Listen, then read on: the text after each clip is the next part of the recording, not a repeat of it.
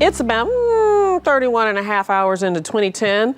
And somewhere someone's New Year's resolutions are already toast. Resolutions are a great idea, but experts say many of us aim too high, therefore end up quickly giving them up.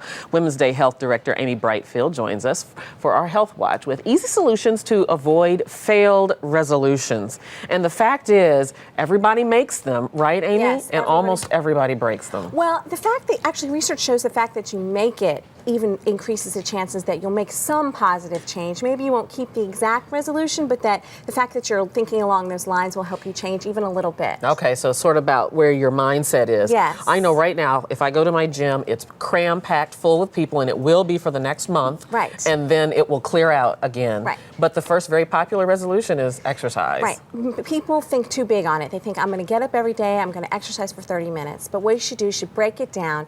Aim to only walk 5 minutes a day. And once that's become a habit, add 5 minutes onto that, then 5 minutes onto that, and eventually you'll be up to 30 minutes every day. That makes sense, because some people just go in there and say, I'm going to do 2 hours. Yes, and they don't. And who's going to do 2 hours? And they're injured in the end, too. Yes. So 5 minutes at a time. Gradual. The next very popular resolution is to eat healthier. Right, and people go to extremes on this, too. They think, I'm never going to eat dessert, no cake, no nothing, but you can't do that. So break it down and aim to eat foods that have just one ingredient or as few ingredients as possible, because the fewer ingredients that are in the food, the less processed it is, and the processed foods are the ones that aren't as healthier.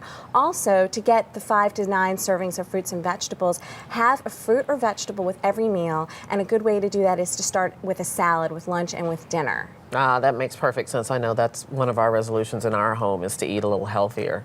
But it seems daunting because all the cake just looks so good. And you can have the cake every now and then. It's not an all or nothing proposition. And have your fruit and vegetable with every meal. Okay, the next one, I think this is universal and everybody wants it because we've been in such hard times. Yeah. But to be happy. And that's hard. You can't just wake up and be happy. You have to sort of retrain your brain to think that way. So try to help somebody every day, even if it's small, even if it's helping your coworker fix the printer. It takes the focus off you, and research shows that when you help somebody, that actually the good parts of your brain actually light up so that you actually feel physically better when you do something for somebody else. Oh, wow. And if that isn't helping you out, you can write one thing that you're grateful for every day.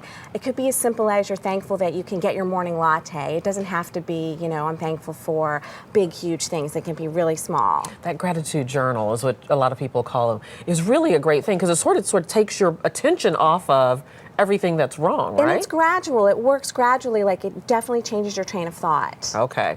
All right. Going along with being happier, I think one of the ways you have to do that is to have less stress. Right. How can we do that? Well, you can't control when or whether you get stressed, but what you can control is how you react to it. So you want to have some tools on hand that you can do. And one thing would be to laugh every day.